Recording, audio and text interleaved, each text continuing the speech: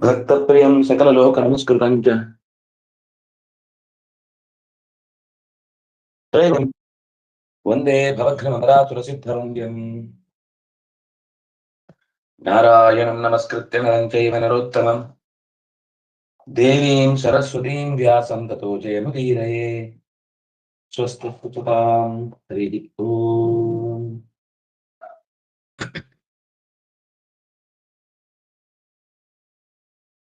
ಒಬ್ಬ ಹಿತೈಷಿಯನ್ನು ತನಗೆ ಮನಬಂದಂತೆ ಅಷ್ಟು ಎತ್ತರದ ವ್ಯಕ್ತಿತ್ವ ಇದ್ದಾಗ್ಯೂ ಬಳಸಿಕೊಂಡದ್ದನ್ನ ನೆನಪಿಸಿಕೊಳ್ತಾ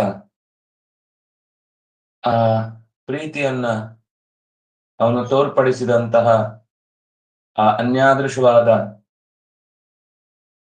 ಕರುಣೆಯನ್ನ ನೆನಪಿಸಿಕೊಳ್ತಾ ಅರ್ಜುನ, ನೀನು ತಂದೆಯಂತೆ, ಒಬ್ಬ ಮಿತ್ರನಂತೆ, ಒಬ್ಬ ಆತ್ಮೀಯ ಹಿತೈಷಿಯಂತೆ ನಮ್ಮನ್ನೆಲ್ಲ ರೀತಿಯಿಂದಲೂ ಕೂಡ ನೀನು ನೋಡಿಕೊಂಡಿದ್ದಿ.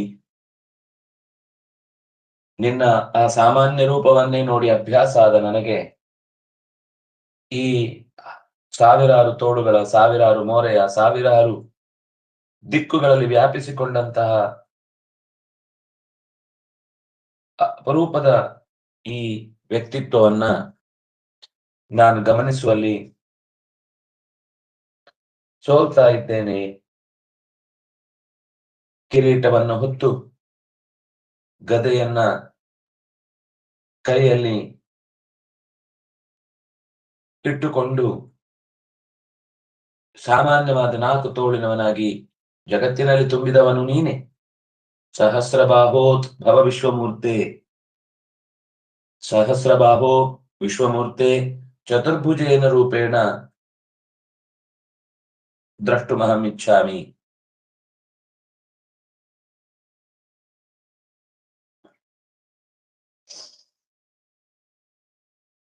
ಮಯಾ ಪ್ರಸನ್ನೇನ ಭವಾರ್ಜುನೇದಂ ರೂಪಂ ಪರಂ ದರ್ಶಿತಮಾತ್ಮಯೋಗಾತ್ ತೇಜೋಮಯಂ ವಿಶ್ವಮನಂತಮಾದ್ಯಂ ಯನ್ಮೇ ತ್ವದನ್ಯೇನ ನ ದೃಷ್ಟಪೂರ್ವ. ಭಗವಂತ ಹೇಳ್ತಾನೆ, ನಾನು ನಿನಗೆ ಪ್ರಸನ್ನನಾಗಿದ್ದೆ, ಅದರಿಂದಾಗಿ ನೀನು ಈ ರೂಪವನ್ನ ನೋಡುವುದಾಯಿತು. ಮಯಾ ಪ್ರಸನ್ನೇನ ತವ ಅರ್ಜುನ ಇದಂ ರೂಪಂ ದರ್ಶಿತಂ ಆತ್ಮಯೋಗಾತ್. ನಿನ್ನ ಸಾಮರ್ಥ್ಯದಿಂದ ನೀನು ಕಂಡದ್ದಲ್ಲ, ನಾನು ನಿನಗೆ ನನ್ನನ್ನ ತೋರಗೊಟ್ಟದ್ದು. ಆತ್ಮಯೋಗಾತ್ ದರ್ಶಿತಂ, ನನ್ನ ಬಯಕೆಯಂತೆ ನೀನು ಈ ರೂಪವನ್ನ ಕಂಡಿದ್ದಿ. ಇಲ್ಲ ಅಂದ್ರೆ ನಿನ್ಗೆ ಇದನ್ನ ಕಾಣುವ ಸಾಮರ್ಥ್ಯ ಇರಲಿಲ್ಲ. ಮಯ ಪ್ರಸನ್ನೇನ ದರ್ಶಿತಂ, ನಾನು ನಿನಗೆ ಹೃದಯ ತುಂಬಿ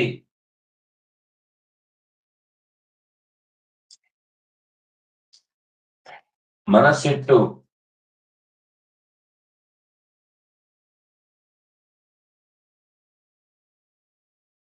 ನಿನಗೆ ತೋರ್ಲೇಬೇಕಾದ ರೂಪ ಇದು ಅಂತ ಭಾವಿಸಿ ತೇಜೋಮಯವಾದ ವಿಶ್ವದ ಎಲ್ಲೆಡೆ ತುಂಬಿರುವ ನನ್ನನ್ನು ಇನ್ಯಾರೂ ಕೂಡ ಈ ಹಿಂದೆ ಇಷ್ಟು ಬಗೆ ಬಗೆಯ ರೂಪವನ್ನ ಕಂಡಿಲ್ಲ. ನಿನ್ನಿಂದ ಚಿಕ್ಕವರು ಕಂಡಿಲ್ಲ, ನಿನಗಿಂತ ಮಿಗಿಲಾದವರು ನಿನ್ಗಿಂತ ಹೆಚ್ಚೇ ಕಂಡಿರ್ತಾರೆ. ಆದ್ರೆ ನೀನೇನು ಸಾಮಾನ್ಯ ಅಲ್ಲ. ನೀನು ಈ ಜೀವ ಪ್ರಪಂಚದಲ್ಲಿ 8ನೆಯ ತಲೆ, 8ನೆಯ ತತ್ವ. ಉಳಿದಂತೆ ಜಗತ್ತಿನಲ್ಲಿ ಕೋಟಿ ಕೋಟಿ ಕೋಟಿ ಕೋಟಿ ಜೀವರಾಶಿಗಳಲ್ಲಿ ನೀನು ಭಗವಂತನಿಗೆ 7 ಕಕ್ಷೆ ಕೆಳಗೆ ಇರುವುದು. 8ನೆಯ ಸ್ಥಾನವನ್ನ ತುಂಬಿರುವ ನಿನಗೆ ಕಂಡ ಈ ರೂಪ, ಇದಕ್ಕಿಂತ ಕೆಳಗೆ ಹಲವು ಮಂದಿ ತಮ್ಮ ಸ್ಥಾನದಿಂದ ಎಂದೂ ಕಾಣದ ಸಂಗತಿ ಇದು. ಅದು ಎಂಥದ್ದು? ತೇಜೋಮಯಂ. ಅತ್ಯಂತ ಅಪೂರ್ವವಾದ ತೇಜಸ್ಸಿನಿಂದ ಕೂಡಿರುವಂಥದ್ದು, ಎಲ್ಲೆಡೆ ಹಬ್ಬಿರುವಂಥದ್ದು, ಕೊನೆ ಕಾಣದೇ ಇರುವಂಥದ್ದು, ಎಲ್ಲದಕ್ಕಿಂತ ತುದಿಯಲ್ಲಿರುವಂಥದ್ದು. ತ್ವದನ್ಯೇನ, ನಿನ್ನಿಂದ ಹೊರತುಪಡಿಸಿ ಬೇರೆ ಯಾರೂ ಕೂಡ ಇದನ್ನ ನ ದೃಷ್ಟಪೂರ್ವಂ, ಕಂಡದ್ದಿಲ್ಲ. ನ ವೇದ ಯಜ್ಞಾಧ್ಯಯನೈರ್ನ ದಾನೈರ್ನ ಚ ಕ್ರಿಯಾಭಿರ್ನ ತಪೋಭಿರುಗ್ರೈಃ ಏವಂ ರೂಪ ಶಕ್ಯ ಅಹಂ ನೃಲೋಕೆ ದ್ರಷ್ಟುಂ ತ್ವದನ್ಯೇನ ಕುರು ಪ್ರವೀರ. ವೇದ ಅಂದ್ರೆ ನಿರಂತರವಾದ ಅದರ ಪಾರಾಯಣ, ವಿಮರ್ಶೆ, ವ್ಯಾಖ್ಯಾನ ಇತ್ಯಾದಿಗಳಿಂದ, ಅಥವಾ ಆ ವೇದವನ್ನು ಬಳಸಿ ಯಜ್ಞ, ವೇದದ ವಿಶಿಷ್ಟವಾದ ವಿವರಣೆಗಳನ್ನ ಕಂಡು ಅದನ್ನು ಹೃದಯದಲ್ಲಿ ಧರಿಸಿ ಅದರ ನೂರಾರು ಬಗೆಯ ಅರ್ಥ ವಿಶೇಷಗಳನ್ನ ತಿಳಿಸಿದ್ರೂ ಕೂಡ ಅಧ್ಯಯನೈ, ಕ್ರಮ ಪ್ರಕಾರ, ಕ್ರಮ, ಘನ, ಜಟ ಮೊದಲಾದ ವಿಶೇಷ ವ್ಯಾಪ್ತಿಯನ್ನ, ಅಂದ್ರೆ ವೇದದ್ದೇ ಒಂದು ವಿಶಿಷ್ಟವಾದ ಕ್ರಮ ಇದೆ, ಅದನ್ನು ನಾವು ಬೇರೆ ಎಲ್ಲೂ ಕಾಣುವುದು ಅಸಾಧ್ಯ. ಮತ್ತು ವೇದದ ಶುದ್ಧತೆಯನ್ನ ಅಥವಾ ವೇದದ ಏಕರೂಪತೆಯನ್ನ ಕಾಯ್ದುಕೊಳ್ಳಿಕ್ಕೆ ಈ ಕ್ರಮ ಅನ್ನೋದು ಬಹಳ ವಿಶಿಷ್ಟವಾದದ್ದು. ಇದು ನಮಗೆ ಊಹಿಸ್ಲಿಕ್ಕೂ ಕಷ್ಟ. ಈ ಸ್ವರ ಹಿಂದೆ ಮುಂದೆ ಮಾಡಿ ಶಬ್ದಗಳನ್ನ, ಒಂದೇ ಮಂತ್ರದ ಅಷ್ಟೂ ಶಬ್ದಗಳನ್ನ ಎಲ್ಲೆಲ್ಲೋ ಜೋಡಿಸಿದಾಗ್ಲೂ ಸ್ವರ ವ್ಯತ್ಯಾಸವಾಗದಂತೆ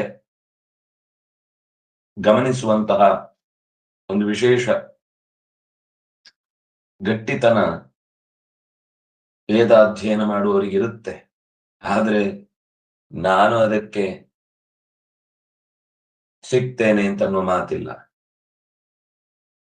ನ ದಾನಿ, ಕೊಡುಗೈ ದಾನಿ, ನೂರಾರು ಜನರಿಗೆ, ಸಾವಿರಾರು ಜನರಿಗೆ ಉದ್ಯೋಗ ಕೊಟ್ಟವ ಅನ್ನದಾತರು. ನೀರು ಕೆರೆ ಕಟ್ಟಿ ಕೊಟ್ಟಿರಬಹುದು, ವಿದ್ಯೆ ಶಾಲೆ ಇತ್ತು ಹೊಟ್ಟೆ ಹೊರೆಯುವುದಕ್ಕೆ ಬೇಕಿರುವ ದಾರಿಯನ್ನ ಮಾಡಿಕೊಟ್ಟಿರಬಹುದು. ನ ಕ್ರಿಯಾಭಿ, ಬಹಳ ಚಟುವಟಿಕೆಯಿಂದ ಕೂಡಿ ಹಲವು ತಾತ್ವಿಕವಾದ ಹಿನ್ನೆಲೆಯಲ್ಲಿ ಒಳ್ಳೆ ಕೆಲಸಗಳನ್ನು ಮಾಡಿರಬಹುದು. ನ ತಪೋಭಿ ಉಗ್ರೈಹಿ, ಉಗ್ರವಾದ ತಪಸ್ಸು, ಅತ್ಯಂತ ಭರವಸೆ ಹುಟ್ಟಿಸುವಂತಹ, ಖಂಡಿತ ಭಗವಂತನ ದರ್ಶನ ಆಗಿಯೇ ಆಗತ್ತೆ ಅಂತನ್ನುವ ಮನಸ್ಥಿತಿಯನ್ನ ತಂದುಕೊಡುವಂತಹ ತಪಸ್ಸು ಕೂಡ. ಅಂದ್ರೆ ಈ ರೀತಿ ತಪಸ್ಸು ಮಾಡಿದವರಿಗಿಂತ ಬೇರೆಯವರನ್ನೆಲ್ಲ ಜೋಡಿಸಿದಾಗ ಏನು ಸ್ವಾರಸ್ಯವೇ ಇಲ್ಲ. ಈ ತಪಸ್ಸು ಮಾಡಿದವರ ಮುಂದೆ ಅವರ ತಪಸ್ಸೆಲ್ಲ ಸಣ್ಣದು ಅಂತ ಅನ್ನಿಸುವಷ್ಟು ತಪಸ್ಸು ಮಾಡಿಯೂ ಕೂಡ ಏವಂ ರೂಪ, ಈ ರೀತಿಯಾದ ನಾನು ನಿನಗೆ ತೋರಿದ ಏನು ಅದ್ಭುತವಾದ ದರ್ಶನ ಇದೆ, ದೃಷ್ಟಿ ಇದೆ, ನೀನು ಕಂಡ ದೃಷ್ಟಿ ಇದೆ, ಇದು ನೃಲೋಕೆ, ಈ ಭೂಲೋಕದಲ್ಲಿ, ಈ ಮನುಷ್ಯರ ಸಾಧನಾ ಪಥದ ಮಾರ್ಗದಲ್ಲಿ, ಸಾಧನೆಯ ವಾತಾವರಣದಲ್ಲಿ ನಿನ್ನಕ್ಕಿಂತ ಹೊರತುಪಡಿಸಿ ಓ ಕುರುಪ್ರವೀರ ತ್ವದನ್ಯೇನ ದ್ರಷ್ಟುಂ ಶಕ್ಯ, ನಿನ್ನಿಂದ ಹೊರತುಪಡಿಸಿ ಬೇರೆ ಯಾರಿಗೂ ಕೂಡ ಇಂಥದ್ದೇ ಆದ ಒಂದು ವಿಶಿಷ್ಟವಾದ ರೂಪವನ್ನು ನೀನು ನೋಡಿದಂತೆಯೇ ಮತ್ತೆ ನೋಡಲಾರರು, ನೋಡಿಲ್ಲ. ಇದು ನಿನಗೋಸ್ಕರ ಎಕ್ಸ್ಕ್ಲೂಸಿವ್, ನಿನ್ನನ್ನೇ ಗಮನದಲ್ಲಿಟ್ಟುಕೊಂಡು ತೆರೆದು ತೋರಿದ ರೂಪ. ಆದ್ರಿಂದಾಗಿ ಈ ಹಿಂದೆ ಅಥವಾ ಇನ್ನು ಮುಂದೆ ವೇದದ ಪಾರಾಯಣ, ಅಧ್ಯಯನ, ಅಧ್ಯಾಪನ, ದಾನ, ಪ್ರತಿಗ್ರಹ, ಒಳ್ಳೆಯ ಸತ್ಕಾರ್ಯ, ತೀವ್ರವಾದ ತಪಸ್ಸು, ಇಂಥ ಹಲವು ಬಗೆಯ ಸತ್ಕರ್ಮಗಳಿಂದಲೂ ಕೂಡ ಇಂಥ ರೂಪವನ್ನು ಕಾಣುವುದು ಸಾಧ್ಯವಿರಲಿಲ್ಲ. ನೀನು ಕಂಡಿದ್ದಿ. ಮಾತೆ ವ್ಯಥಾ ಮಾಚ ವಿಮೂಢ ಭಾವ ದೃಷ್ಟ್ವಾ ರೂಪಂ ಘೋರಮೀದಂಗಮೇದಂ ವ್ಯಪೇತಧಿ ಪ್ರೀತಮನಾ ಪುನಸ್ತ್ವಂ ತದೇವ ಮೇ ರೂಪಮಿದಂ ಪ್ರಪಶ್ಯ. ತುಂಬಾ ಕರುಣೆ ಭಗವಂತನಿಗೆ. ಅವನೇನು ನನ್ನ ಮುಖ ತೋರಿಸ್ಬೇಡ ಅಂತ ತಿರಸ್ಕಾರದಿಂದ ಬೈಲಿಲ್ಲ. ದೇವರೇ, ನಿನ್ನ ಆ ರೂಪ ನನಗೆ ನೋಡ್ಲಿಕ್ಕೆ ಸಾಮರ್ಥ್ಯ ಆಗ್ತಾ ಇಲ್ಲ, ತಡ್ಕೊಳ್ಳಿಕ್ಕೆ ಆಗ್ತಾ ಇಲ್ಲ ಆ ದೃಶ್ಯವನ್ನ. ತಲೆಯೆಲ್ಲ ದಿಮ್ ಅಂತಿದೆ, ಅಂತಹ ರೂಪ ಅದು. ಆದ್ರಿಂದಾಗಿ ಹೇಗೆ ನಿನ್ನನ್ನು ನಾನು ಕಂಡ ಮೇಲೆ ಅದನ್ನು ಒಂದಿಷ್ಟು ಹೊತ್ತಾದ್ರೂ ಧಾರಣೆ ಮಾಡಬೇಕು, ಧಾರಣೆ ಮಾಡ್ಲಿಕ್ಕಾಗದ ಸ್ಥಿತಿಯಲ್ಲಿ ನಾನು ನಿನ್ನನ್ನು ನೋಡ್ತಾ ಇದ್ದೇನೆ ಅಂತ ಕೇಳಿಕೊಂಡಿದ್ದ. ಅದಕ್ಕೆ ದೇವರು ಹೇಳ್ತಾನೆ, ಮಾತೆ ವ್ಯಥೆ ಬೇಡಪ್ಪ, ಭೀತಮನಃ, ಮನಸ್ಸಿನಲ್ಲಿದ್ದ ಭೀತಿಯನ್ನ ಕಳಚಿ ಬಿಡು. ಯಾಕೆಂದ್ರೆ ನಿನಗೆ ವಿಮೂಢ ಭಾವವನ್ನು ಹುಟ್ಟಿಸ್ತಾ ಇದೆ ಅಂತ ನನಗೆ ನಿನ್ನ ಕಣ್ಣುಗಳು ಹೇಳ್ತಾ ಇವೆ. ನೀನು ಹೇಳಬೇಕಾಗಿಲ್ಲ. ಅರಳಿದ ಕಂಗಳಿಗೆ ಮುಚ್ಚುವುದಕ್ಕೆ ಜಾಗವೇ ಇಲ್ಲ. ಎಲ್ಲೆಡೆಯೂ ಅವನದ್ದೇ ರೂಪ. ಮುಚ್ಚಿಬಿಟ್ರೆ ಕಳೆದು ಹೋಗುತ್ತೆ ಅನ್ನೋ ತವಕ, ತೆರೆದೇ ಇದ್ರೆ ತುಂಬಿಕೊಳ್ಳಿಕ್ಕಾಗದೆ ತುಳುಕುವ ಸಮಸ್ಯೆ. ಇದೆರಡರ ನಡುವೆ ನಿನ್ನ ಗೊಂದಲ ನನಗೆ ಅಂದಾಜಾಗಿದೆ. ಅದರಿಂದಾಗಿ ನನ್ನ ಈ ಘೋರವಾದ ರೂಪವನ್ನು ನೀನು ಕಂಡು ಪಟ್ಟ ಕಷ್ಟ ಇನ್ನಿಲ್ಲ. ಬಿಡು ದುಃಖವನ್ನು, ಭಯವನ್ನು ಬಿಡು. ಅಗಾಧತೆಯನ್ನ ತಲೆಯಲ್ಲಿ ತುಂಬಿಕೊಳ್ಳಿಕ್ಕೆ ಆಗುವ ಅಸಾಮರ್ಥ್ಯ ಏನು ಅಂತ ನನಗೆ ಗೊತ್ತಾಗುತ್ತೆ. ನಾನ್ ನಿನಗೆ ತುಂಬಾ ಆತ್ಮೀಯತೆಯಿಂದ ತೋರಿದ ರೂಪ ಅದಾದ್ರಿಂದ ನಿನಗೆ ಕಷ್ಟ ಆಗುದಿಲ್ಲ ಅದರಿಂದ, ಅಥವಾ ನಿನಗೆ ನಷ್ಟ ಆಗುದಿಲ್ಲ, ಅಥವಾ ನಿನಗೆ ಅದರಿಂದ ಹಾನಿ ಆಗುದಿಲ್ಲ. ಬಿಡು ಭಯವನ್ನು, ತೊಡು ಪ್ರೀತಿಯನ್ನು. ಮತ್ತೆ ನಿನಗೆ ಮೊದಲಿನಂತೆಯೇ ತೋರುವೆ ನಾನು ತೋಳಿನ ರೂಪ.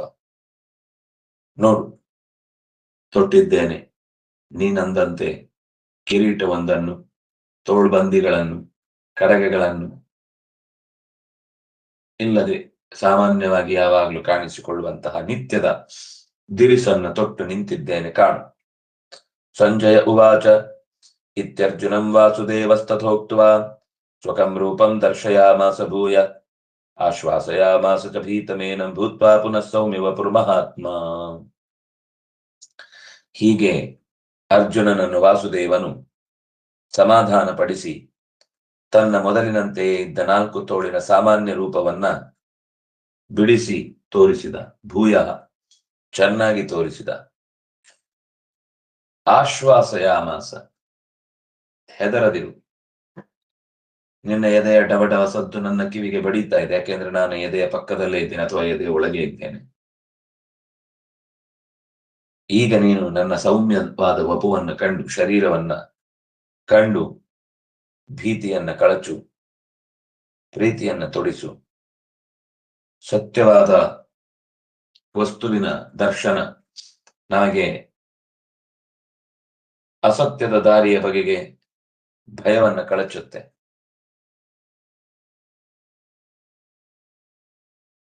ನೀನು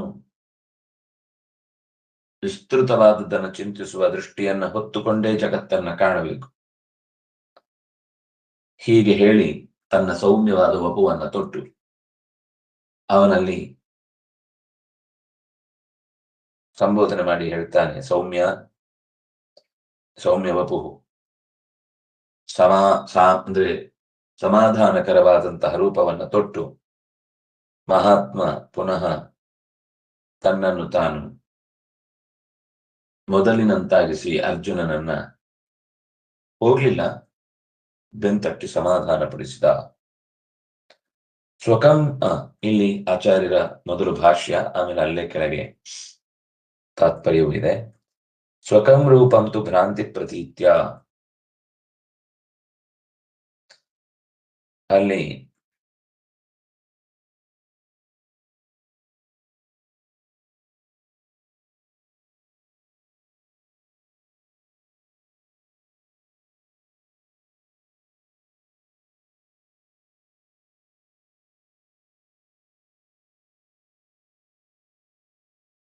ಎಲ್ಲಿ ಬಂತು? ಮಯಾ ಪ್ರಸನ್ನೇನ ರೂಪಂ ಪರಂ ದರ್ಶಿತಮಾತ್ಮಯೋಗಾತ್ ಮಾತೆ ವಿಥಾ ಮಾತ ವಿಮೂಢಭಾವ ಇತ್ಯರ್ಜುನಂ ವಾಸುದೇವಸ್ತಥೋಕ್ತ್ವಾ ಸ್ವಕಂ ರೂಪಂ ದರ್ಶಯಾಮಾಸ ಭೂಯ.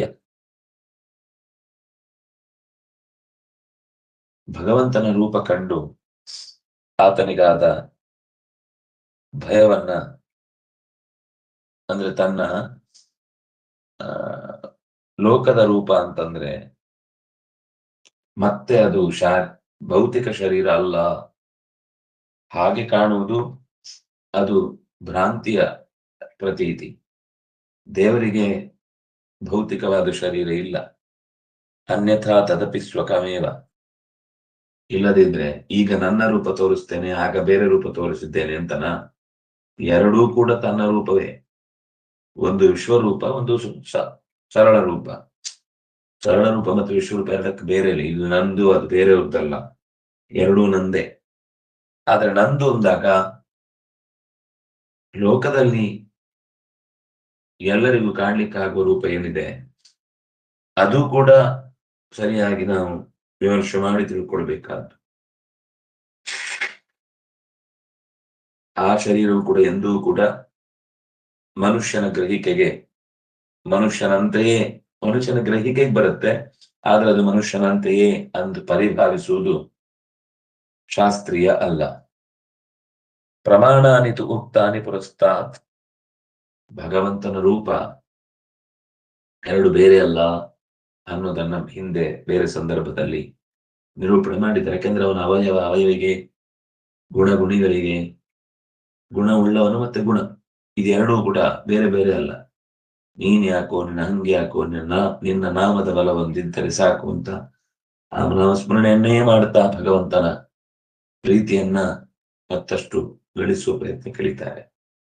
ನೀನು ಏನಾದ್ರೂ ತೊಂದರೆ ಆದಾಗ ಹತ್ತಿರ ಬಂದು ರಕ್ಷಿಸ್ಲಿಲ್ಲ ಅನ್ನುವಂತಹ ವ್ಯಥೆಯಿಂದ ಬಹಳ ಜನಕ್ಕೆ ಏನೇನೋ ಕೋಪ ಬರುತ್ತೆ. ಆದ್ರೆ ಅದು ಕೋಪ ಮಾಡ್ಕೊಳ್ಳಿಕ್ಕಿರುವಂತಹ ಪ್ರಸಂಗವೇ ಅಲ್ಲ. ನೀನ್ ಏನಾದ್ರೂ ನಮ್ ಜೊತೆಗಿರುವವನು. ತುಂಬಾ ಒಬ್ಬ ವ್ಯಕ್ತಿಯನ್ನ ಸಹಜವಾಗಿ ತಿಳಿದು ಹಚ್ಚಿಕೊಂಡ್ರೆ ಯಾರು ಏನ್ ಬಂದು ಅವನ ಬಗ್ಗೆ ದೂರ ಹೇಳಿದ್ರು ಕೂಡ ಅವನು ಏನಾದ್ರು ಅಂತ ಮಾಡಿದ್ರು ಅದ್ ನಮ್ಗೆ ಹಿತವಾಗಿಯೇ ಮಾಡಿರ್ತಾನೆ. ಅದು ಗೊತ್ತಾದ್ರೆ ಇನ್ನು ಕಷ್ಟ ಅಂತ ಮಾಡಿರ್ತಾನೆ ಹೊರತು ಅವನಲ್ಲಿ ಅನ್ಯಾಯ ಬುದ್ಧಿ ಇಲ್ವೇ ಇಲ್ಲ ಅಂತ ನಾವು ಒಬ್ಬ ಮಿತ್ರನನ್ನ ಹೇಗೆ ಸಮರ್ಥಿಸಿಕೊಳ್ತೇವೆ, ಹಾಗೆ ಆಚಾರ್ಯರಿಗೆ ಮಿತ್ರ ಸ್ವರೂಪದಲ್ಲಿರುವಂತಹ ಭಗವಂತನನ್ನ ಅವರ ಮಾಡಿದ ಕರ್ಮದಲ್ಲಿ ಕೇವಲ ಅದು ಸಮರ್ಥನೆ ಅಂತಂದ್ರೆ ಹೇಗಾದ್ರೂ ಮಾಡಿ ಸಮರ್ಥಿಸ್ಬೇಕು ಅಂತಲ್ಲ. ಇರುವುದನ್ನೇ ದೃಢವಾದ ಶಾಸ್ತ್ರದ ಹಿನ್ನೆಲೆಯಲ್ಲಿ ಹೇಳಿದಾಗ್ಲೇ ಬಹಳ ಜನಕ್ಕೆ ಓ ಈಗ ಅಭಿಪ್ರಾಯ. ಇಲ್ಲಾಂದ್ರೆ ನಮ್ಗೆ ಯಾವತ್ತು ಕೆಲವೊಂದು ಸರ್ತಿ ಅವರು ತೋರಿದ ಮೇಲೂ ಈ ಅಭಿಪ್ರಾಯ ತಪ್ಪು ಅಂತ ಅನ್ಸುದೇ ಇಲ್ಲ. ಬಹಳ ಜನ ಬಹಳ ರೀತಿಯ ವಾಕ್ಯ ಪ್ರಯೋಗವನ್ನು ಮಾಡುವಾಗ ಅದನ್ನ ಆಕ್ಷೇಪ ಮಾಡಿದ ತಕ್ಷಣ ನೀವು ಸರಿ ಹೇಳ್ತಿಲ್ಲ, ಮೊದಲಿಂದನೂ ಅದು ಸರಿಯೇ ಇದೆ, ಕಾಣಿಸ್ತಿದೆ ಅಲ್ಲಿ ಶಬ್ದಗಳ ವ್ಯವಸ್ಥೆ, ಆದ್ರೂ ಕೂಡ ಅದನ್ನೇ ಸರಿ ಅಂತ ಸಮರ್ಥಿಸುವ ಹಂತಕ್ಕೆ ಒಬ್ಬ ಹೋದ ಅಂದ್ರೆ ತಪ್ಪುಗಳು ಹಾಗೆ ಉಳಿದು ಹೋಗ್ತವೆ.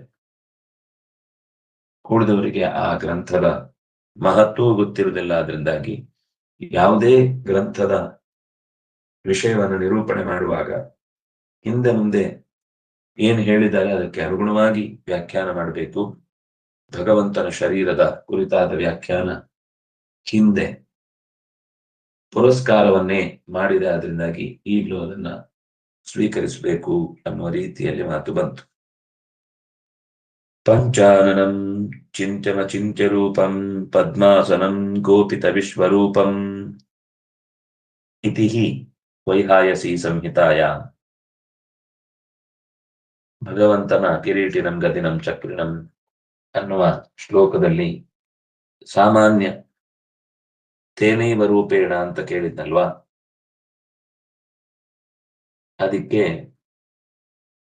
ನಿರೂಪಣೆ ಮಾಡ್ತಾ ಇದ್ದಾರೆ. ಭಗವಂತನಿಗೆ ಪಂಚರೂಪ ಅನ್ನೋದು ಯಾವಾಗ್ಲೂ ಇರುವಂತದ್ದೇ. ಅದು ಸಾಮಾನ್ಯವಾದ ರೂಪ ಅಂತಂದಾಗ ಉಳಿದಂತೆ ಯಾವುದು ವಿಶೇಷ ರೂಪಗಳನ್ನು ಹೇಳಿರ್ತಾರೆ. ಅದು ಯಾವುದು ಇಲ್ಲ ಅಂತಲ್ಲ, ಎಲ್ಲವೂ ಇದೆ, ಸೂಕ್ಷ್ಮ ರೂಪದಲ್ಲಿರುತ್ತೆ.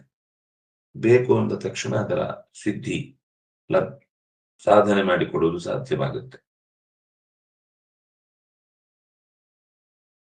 ಪಂಚಾನನಂ ಚಿಂತ್ಯಂ, ಸ್ವಲ್ಪ ಆಲೋಚನೆಗೆ ಸಿಗುವವನು, ಅಂದ್ರೆ ಅದನ್ನೇ ಈಗ ತೇನೇವ ರೂಪೇಣ ಚತುರ್ಭುಜೇನ ಅಂತ ಹೇಳಿದ್ದು, ಅಚಿಂತ್ಯ ರೂಪ. ಆದ್ರೆ ನಿನ್ನ ಮೊದಲಿನ ರೂಪವನ್ನ ನನಗೆ ನೋಡ್ಲಿಕ್ಕೆ ಆಗ್ತಿಲ್ಲ, ಭಯೇನ ಚ ಪ್ರವ್ಯಥಿತಂ ಮನೋಮೇ ಅಂತಾನಲ್ವಾ. ಅದು ಕಾರಣ ಏನು ಅಂದ್ರೆ ಅಚಿಂತ್ಯ. ಅದು ಊಹಿಸಿ ಇಷ್ಟೇ ಅಂತ ಮುಕ್ತಾಯ ಮಾಡ್ಲಿಕ್ಕಾಗುದಿಲ್ಲ. ಪದ್ಮಾಸನಂ, ಕಮಲಾಸನನಾಗಿ ತಾವರೆಯ ಎಳೆಗಳ ನಡುವೆ ಕುಳಿತವನಾಗಿ, ಗೋಪಿತ ವಿಶ್ವರೂಪಂ, ಇಡೀ ಭೂಮಿಯನ್ನ ಗೋಪಿತಂ, ಗೋಪಿತಂ ಅಂದ್ರೆ ರಕ್ಷಿತಂ.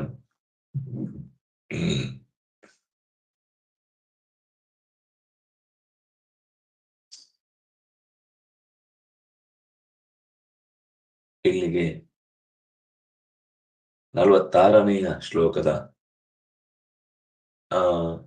ಮುಂದೆ ಹೋಗುದು ಬೇಡ, ಹಿಂದಿನ ಶ್ಲೋಕ ಹಿಂದಿನ ಪುಟದಲ್ಲೇ ಕೊನೆಯಲ್ಲಿದೆ. ಇದೇ ಭಾಗ ನಾಳೆ ನೋಡ್ಬೇಕು ನಾವು. ಇದರಲ್ಲಿ ಮೊದಲನೇ ಸಾಲ ಆಯ್ತು, 46ನೇ ಶ್ಲೋಕದ ಮುಗೀತು. ಇನ್ನು ವಿಶ್ವನಾಮ ಸ ಭಗವಾನ್ ಯತಃ ಪೂರ್ಣ ಗುಣೋ ವಿಭು ಇತಿ ಪಾತ್ಮೆ, ಅಲ್ಲಿಂದ ಈಗ ನಾವು ನೋಡಿದ 46, 47, 48, 49, 50ರ ಶ್ಲೋಕದ ತಾತ್ಪರ್ಯದ ವಿವರಣೆ ಅಲ್ಲಿದೆ. ನಾಳೆ ಮತ್ತೆ ಅದರ ಅನುಸಂಧಾನ ಮಾಡೋಣ ಅಂತ ಹೇಳ್ತಾ ಶ್ರೀಕೃಷ್ಣಾರ್ಪಣಮಸ್ತು.